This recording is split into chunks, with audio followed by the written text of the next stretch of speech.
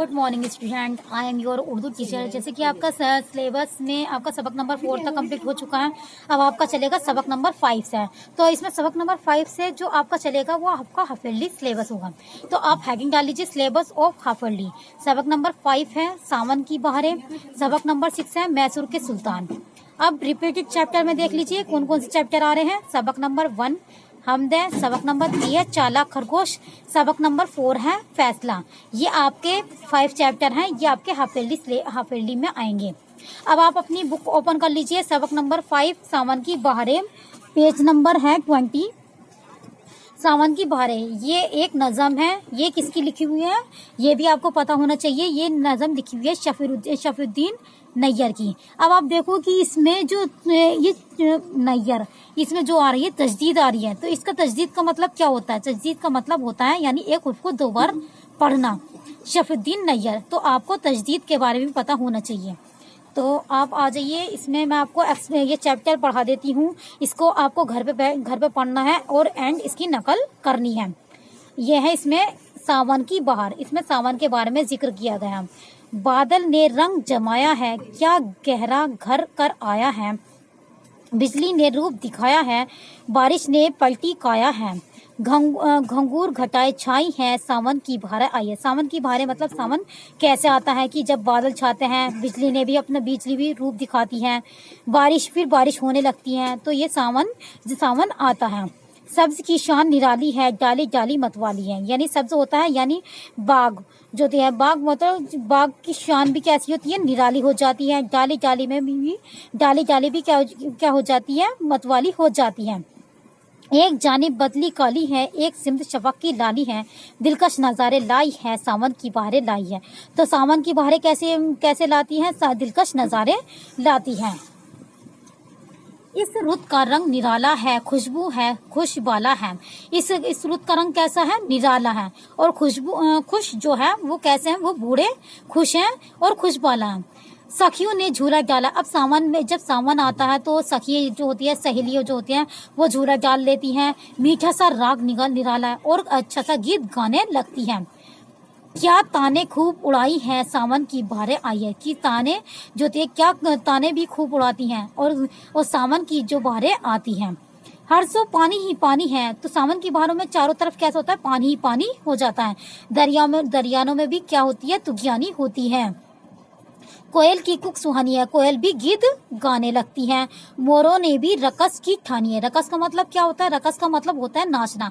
तो मोर भी नाचने लगते हैं। ये ऐश की घड़ियां पाई है, सावन की बहारें आई है। सावन की बहारों में क्या होती है? ये घड़ियां कैसी होती है? ऐश की घड़ियां होती हैं सावन की बहारों में। सावन की हवा कैसी होती है? प्यारी होती है। जब हवाएं चलती है, ठंडी ठंडी हवाएं चल रही है, वो कैसी होती है? प्यारी हवाएं चलती हैं। सावन की घटाएं भी कैसी होती है? जब घटा छाने लगती है तो अच्छी लगती हैं। सावन की अदाएं भी प्यारी हैं। सावन की फिजा प्यारी है, फिजाएं भी कैसी होती है? प्यारी होती हैं। नैयर के दिल को भाई है, सावन की बहारें आई है। अब आप देखो कि नैयर ये नाम है। ये मैंने आपको क्या बताया था? शफीउद्दीन नैयर की नज़म लिखी हुई है। तो इसमें आप देखोगे इसमें ये तो छोटा सा छोटा बना रखा। तो इसका मतलब क्या होता है? कि इसका मतलब ये होता है कि ये शायर हैं। तो इससे पता चल जाएगा कि ये शायर हैं। नैयर के दिल को भाई हैं, सावन की बहारें आई हैं। कि नैयर के दिल को सावन की बहारें कैसी होती है? सावन की बहारें नैयर के दिल को भाई हैं। तो इसमें सावन का जिक्र किया गया था। तो अब आप आ जाइए अल्फाज मायने।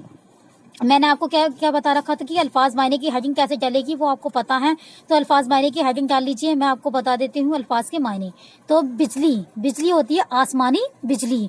घंगूरे घटाए काली काली बरसाती बादल। सब्जा होते हैं घास होती है। डाली होती है टहनी। सिमत होते हैं जानिब तरफ डायरेक्शन। दिलकश होता है दिल को मोह लेने वाला। रात होता है मौसम। बाला होता है बच्चा। सखिया होती है सहेलियां। राग होते हैं गीत साज। तुगियानी होती है नदी का उफान। रकस होता है नाच होता है। सुहानी होती है मीठी। ये आपको नोटबुक में करना है और इसकी आपको क्या करनी है? सबक नंबर 5 पढ़ना है। सावन की बहारें हेडिंग डालनी है सबक नंबर 5 और इसके बाद आप ये चैप्टर पढ़ेंगे घर पर और इसके बाद आपको नकल करनी है 1 पेज की। अब आप देखिए कि बादल ने रंग जमाया। तो ये एक लाइन है, तो एक लाइन में ही पूरा करना है।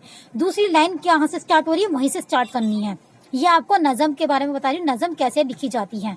तो आप लाइन से बाहर मत निकालिएगा, जहाँ पर नुक्ते हैं नुक्ते लगाना, शोशे हैं शोशे लगाना, कोई भी अल्फाज गलत मत कर देना, नीट एंड क्लीन वर्क करना है।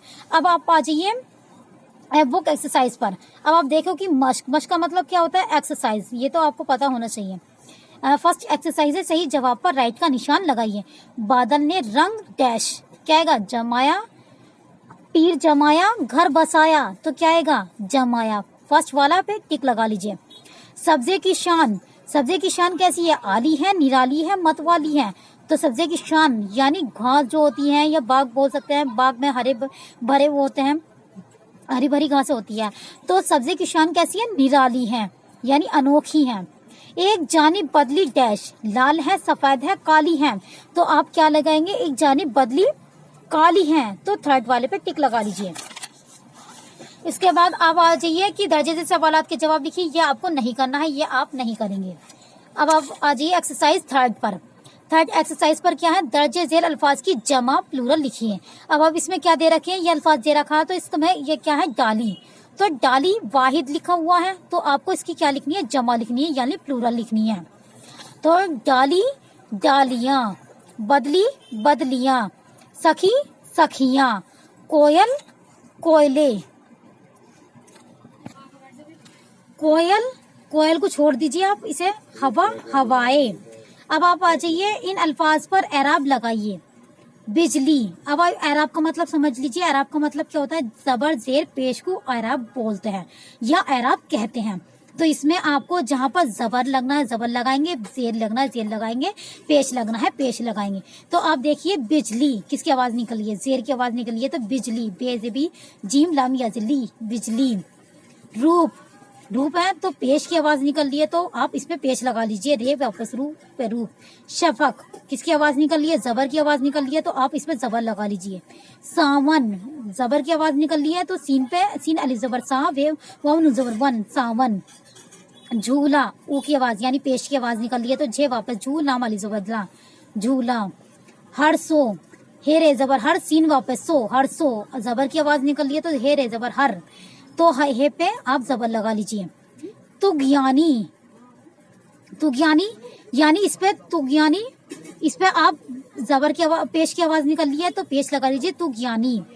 रकस, रकस, इसमें किसकी आवाज निकल रही है, जबर की आवाज निकल रही है, तो जबर लगा लीजिए रे पे, रकस। सुहानी, सुहानी में ऊ की आवाज निकली यानी पेश की आवाज निकल रही है, तो सुहानी। से पे सु, हे जबर हान उन याजनी, सुहानी। कुक, कुक का मतलब कुक यानी पेश की आवाज निकल रही है, तो आप कुक यानी पेश, पेश लगा लीजिए काफ पर।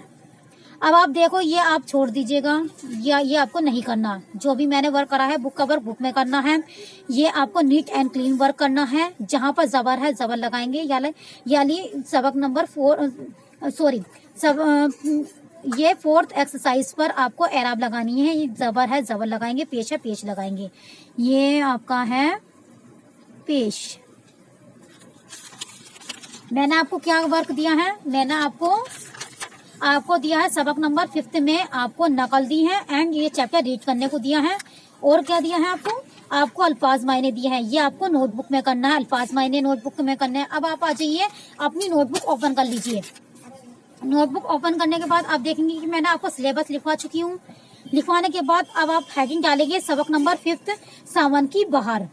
मैंने आपको ये चैप्टर एक्सप्लेन कर दिया है, ये आपको चैप्टर समझा दिया है। तो आप हेडिंग डालें मुश्किल अल्फाज। बादल, क्या है ये, बादल। बारिश, बारिश। सावन, पहली जबर पान उन याजनी, पानी। भाई, डाली, घर। कोयल, दरिया, नदी। ये आपके मुश्किल अल्फाज हैं। मुश्किल अल्फाज को आप है ना, ये आप प्रैक्टिस करनेंगे इनकी उर्दू में लिखने की। तो आपको कोई प्रॉब्लम हो तो मुझसे पूछ सकते हैं जूम ऐप क्लास पर। Thank you.